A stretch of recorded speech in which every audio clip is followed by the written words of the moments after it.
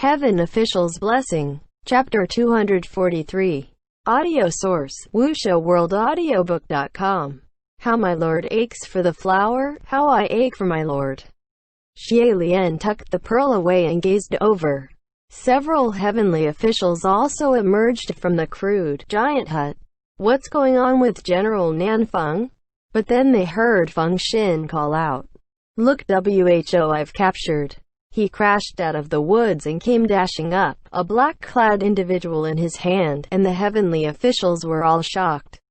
Ling Wen. The one gripped in Feng Xin's hand was indeed Ling Wen. Feng Xin turned to Xie Lian.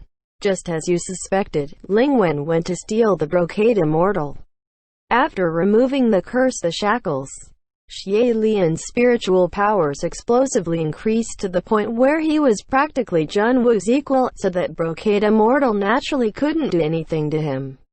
Ling Wen was turned into a Daruma doll by Hua Cheng, and went missing during the Great Battle. Once time was up, the spell on her person would release automatically, so she couldn't be found anywhere. However, Xie Lian figured she would most likely come to steal the brocade immortal, so he took off those robes and asked the ghost city to let word spread. Sure enough, Ling Wen took the bait. Even as a fugitive, when Ling Wen was arrested and taken to the conference hall, she still didn't appear panicked. The moment Pei Ming came in, he pressed down on her shoulders and sat her down in front of a table, admonishing in a dark voice, "We've finally found you. Ling Wen, you have to pay for your sins." Dozens of heavenly officials also came surrounding her, each of them with eyes of wolves and tigers, their expressions thirsty and starving, practically savage. Only then did Ling Wen felt a bit of trepidation. "What are you all planning?" Thump. A stack of reports and scrolls close to the height of a full-grown man were thrown before her, so heavy the table and chairs all shook. Pei Ming PA. And slapped down on the scrolls. "These. Take care of them." Ling Wen seemed to have sighed a breath of relief, then felt inexplicably baffled. Yet unexpectedly, before her breath had fully exhaled, there was another round of THUMP THUMP THUMP THUMP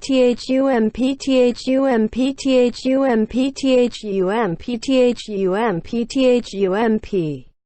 After dozens of thumps later, dozens of stacks of documents and reports taller than a man had also crashed down, and she was heavily surrounded. Those dozens of heavenly officials babbled in between the cracks of those stacks. "We've been waiting for you for days now. Hurry and help figure this out. Take care of those two. Remember to fill in the missing parts. You better get this done within the hour." Ling Wen. After a day and a night, Ling Wen was finally released from the temporary conference hall. After a day and a night of hard battle, all the mess of scrolls and reports had been taken care of, each categorized and organized in order and neatly. The heavenly officials cheered and each received the accounts of their own palace and went to double-check. Ling Wen, on the other hand, was face blue and steel, and those dark circles under her eyes that had disappeared for a period of time had returned. On the other side, everyone finished double-checking and were all rejoicing, and Pei Ming praised.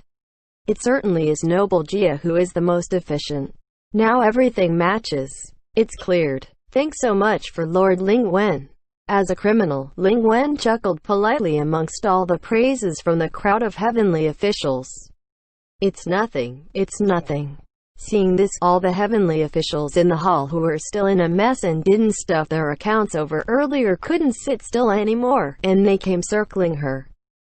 Actually, I've some books that I forgot to give my lord, and was wondering if perhaps you'd take a look." Ling Wen. Xie Lian had been eating a steam bun, crouching outside the temporary conference hall, and after he finished he clapped his hands clean, and finally rescued Ling Wen from suffering. "Everyone, let's figure this out later. Let Ling Wen catch her breath first." Before, when he spoke up, there would definitely be no one who cared, but now things weren't the same. Several people responded, "Your Highness is right," and didn't dare to speak more. Ling Wen sat in her chair, a hand covering over her forehead, her eyes closed, waiting for the other heavenly officials to exit. It was only after the conference hall was deserted before she turned to Xie Lian. Congratulations, Your Highness, your spiritual powers have returned. What good strategies. Now, even ghosts are your worshippers, obeying your orders. How unimaginable. They're not my worshippers, Xie Lian replied. They're just friends from the ghost city. I only asked them for help. Ling Wen nodded, her face full of understanding. A moment later, Xie Lian spoke up. Ling Wen, there's something I've wanted to ask you. Your Highness can go AEAD, Ling Wen said. San Lang, I mean Hua Chengzu, Xie Lian started. He's worn this brocade immortal of yours, but the brocade immortal doesn't work on him. Do you know why? So it's this question, Ling Wen said. I thought your Highness already knew? Xie Lian blinked. Tell me? Ling Wen straightened her sleeves and sat poisedly. Your Highness, you've heard of the legend of the brocade immortal, right? I've heard, Xie Lian replied. You forged it yourself. You can say that, Ling Wen said. Although I had never thought the resentment gathered on this rob would turn it into a monster, but I did kill Bai Jin to speed up the destruction of the Shu Li kingdom. That's not wrong. Xie Lian listened intently. Ling Wen continued. This rob made rounds around the mortal realm, passing through countless hands, and after having it in hand, countless individuals chose to use it for murder, to harm, to deceive. While this can also take away some of its resentment, but Bai Jin isn't someone like that. He didn't like being used by those people, he hated them. So, whenever he met wearers similar to him and the chosen people who were given the robe, his resentment wouldn't be excited, and instead, he'd become glad. And the wearers and receivers are? Xie Lian asked. Ling Wen answered. You put the brocade immortal on Crimson Rain-sought flower, but in your heart there was not a single trace of malicious intent or the desire to harm. You trust him with your whole being. And for Crimson Rain-sought flower, he was the same when it came to you. No, in fact, he was even more. What made it really feel aligned with Crimson Rain-sought flower was that it didn't matter if he was wearing the brocade immortal, he would do everything you asked him to without hesitation, including dying for you. This was also how I guessed that boy next to you was Crimson Rain-sought flower at the time, Ling Wen said. Although I don't know too much of the affairs between you two, but I figure there wasn't another who could be like this. Why's that? Xie Lian asked. Ling Wen raised her hand and pointed. Your Highness, what's that around your neck? Xie Lian was taken aback and unconsciously moved his hand to cover it. Ling Wen spoke. I've seen things like it before, the very unique ghosts who gifted their lovers their ashes.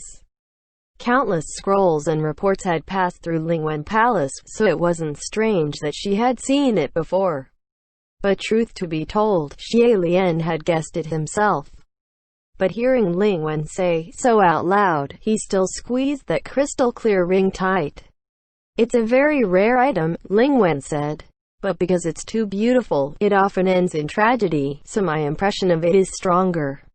What do you mean it often ends in tragedy? Xie Lian asked. To have love blind your reason, and give objects tied to your life to someone else, would have many tragic and horrifying consequences, Lingwen said. Something like a genuine heart is made to be trampled. All those keepsakes made of ashes, some were stolen by others, some were shattered by its owners. Basically nothing ended well. But, Your Highness is an exception. You've kept it well, practically impenetrable. After a long silence, Xie Lian said. You said, similar to him. So, was General Bai Jin like this too? Lingwen smiled lightly. Why else would he be deceived by me? It's not really deception though, is it? Xie Lian said. There was no way you didn't realize I was intentionally letting the word out, but you still came to take it. It's a good defense device, Lingwen said. If it was only a device for defense, you wouldn't have gone through such risks to steal it in the first place, and after you failed you still took it to Mount Tonglu. Lingwen said apathetically. What else was there to do other than take it to Mount Tonglu? I was already exposed. Your Highness was the one who caught me red-handed. But truthfully, if you wanted to find an excuse to cover it up it'd still work, Xie Lian said. bribe your way around a little. Even getting demoted or have merits deducted wouldn't have landed you a fugitive status. The main point being, you wanted to help General Bai Jin in becoming a supreme, and have him wake to his senses, right? Ling Wen gave a small laugh. Your Highness, don't say it like I would do anything for him. After all, I'm cold-blooded and recognized no loved ones, so why would I do anything like that? Is that right? Let it be. Xie Lian cleaned up around the wrecked, broken cliffs at the Holy Royal Pavilion, and put up a simple cottage, using it as a temporary residence.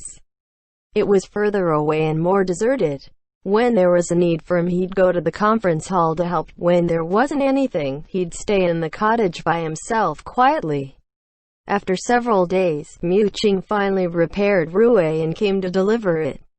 The moment Xie Lian opened the door, he saw something white pouncing at him, and his vision was covered. He raised his hand to yank that thing off, and Rue began to twist and swivel again, like it was showing off its beautiful body after being reborn.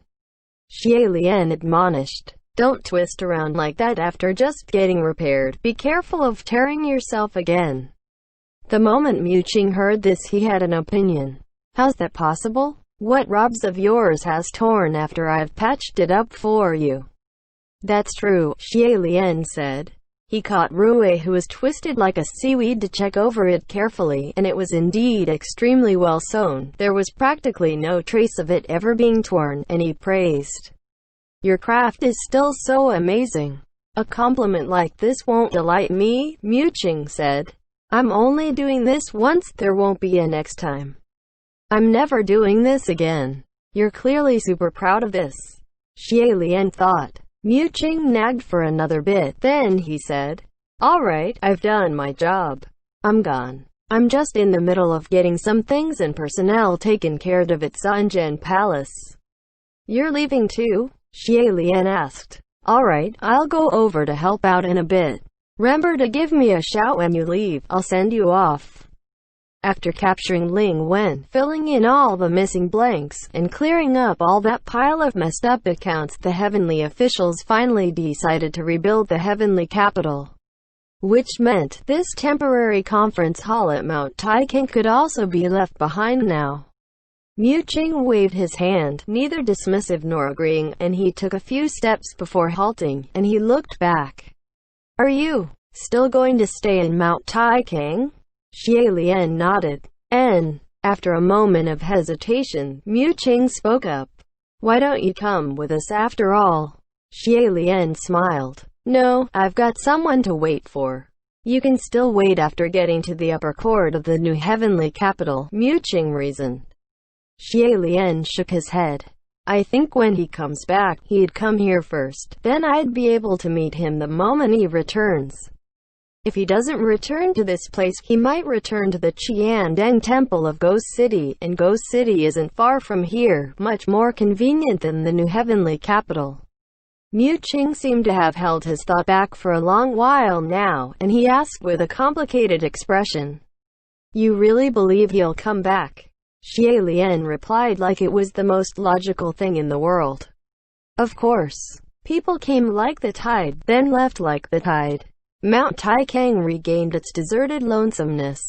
Atop Mount Taikang, there used to be an enormous field of maple trees. They were all burnt down by that massive fire, but reborn after 1,000 years. They were no longer the same ones Xie Lian leapt through to train once upon a time, but the landscape was the same. Xie Lian often strolled in the maple forest by himself.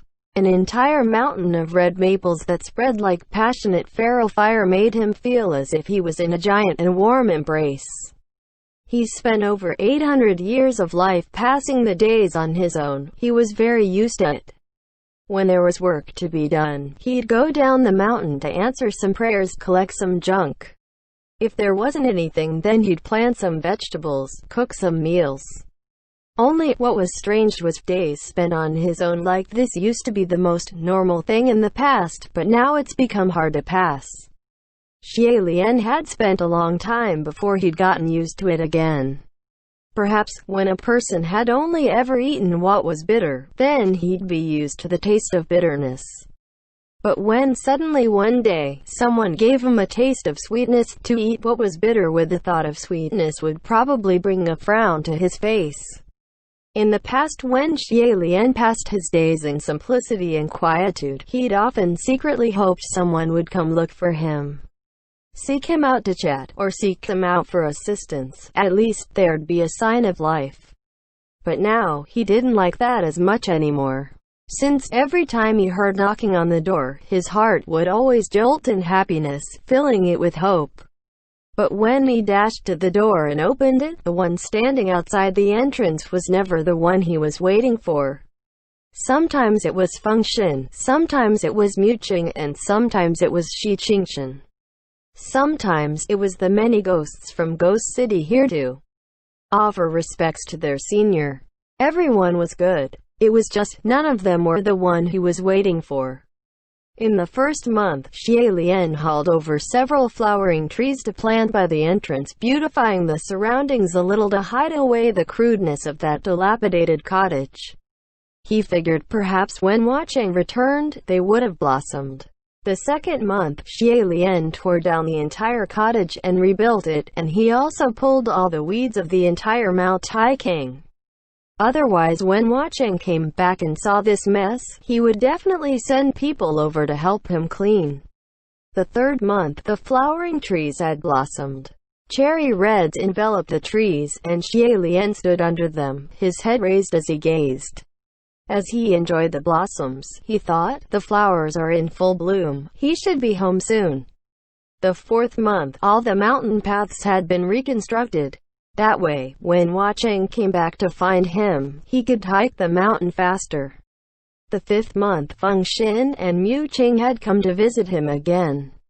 They asked if he wanted to leave the place for a bit to take a walk outside.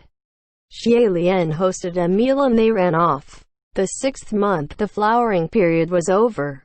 He waited and waited, waited and waited. Xie Lian wasn't anxious, and he didn't break down, nor did he cry in agony. Instead, he felt he was becoming more and more calm, and more patient. Thinking of it, who hadn't experienced the passing, long ages on their own. Huacheng waited for him for over 800 years, so what did it matter if he waited for Huacheng for another 800? It could be 1,000 years, 10,000 years, and he would still wait, and continue to wait. Never mind, it's only been a year. On this day, Xie Lian collected a large pile of junk as usual, and piled it high on the cart pulled by an ox, both of which Xie Lian recently saved for and purchased, and it pulled it up the mountain. Crossing through the maple forest, halfway up the mountain path, Xie Lian turned his head back inadvertently, and saw some glimmering glows in the night sky. He stared at them deeply, and discovered they were everlasting blessings lanterns. Then it dawned on him. He mumbled to himself, so it's the Shang Yuan festival today. At this moment, all the heavenly officials of the upper court were probably battling lanterns again.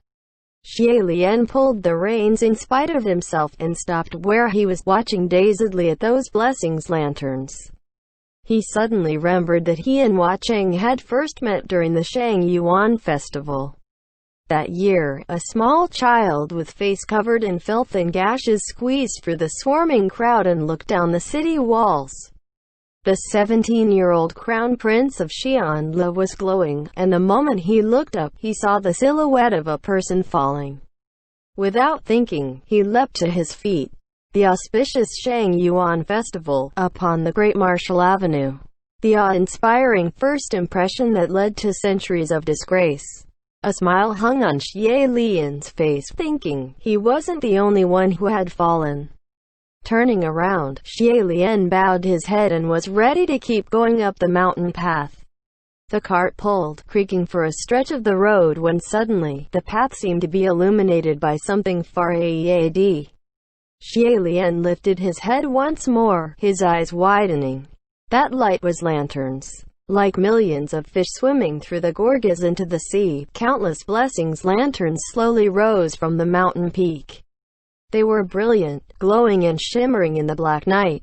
The most beautiful dream, exceedingly magnificent, had brightened his path. Xie Lian had seen this sight before, and now that he was seeing it again, both his breathing and his heart were going to stop. The mountain path turned, and the cartwheels spun. Xie Lian saw that little dilapidated cottage he had built. There was someone there. Before that slanted little cottage stood a red-clad man, his figure long and slender, a silver scimitar hung at his waist. His back was facing Xie Lian while he lifted and sent off the last everlasting blessings lantern to the sky errantly. Xie Lian was frozen in his seat, wondering if he was still in a dream or if this was a hallucination. Along with the turning of the wheels, he came closer and closer. That man turned around, and so he could also see him clearer and clearer. With 3,000 blessings lanterns rising along with the night behind him, that man turned back and gazed at him. Robes redder than maple, skin as white as snow. Between the brows of a face so handsome it couldn't be stared at was still the wildness and feral aura, a proudness that couldn't be cut down. Although he was wearing a black eye patch, but the eye that was as bright as the stars was gazing unblinkingly at Xie Lian. Xie Lian scrambled down. There were no words. Both started walking towards the other. A step, another step, each step faster than the next. Then finally, they started running. He ran forward while tears fell behind and stayed in the same spot. Xie Lian voiced in his heart, he believed. He believed that this man would die for him again and again, and would be reborn for him over and over.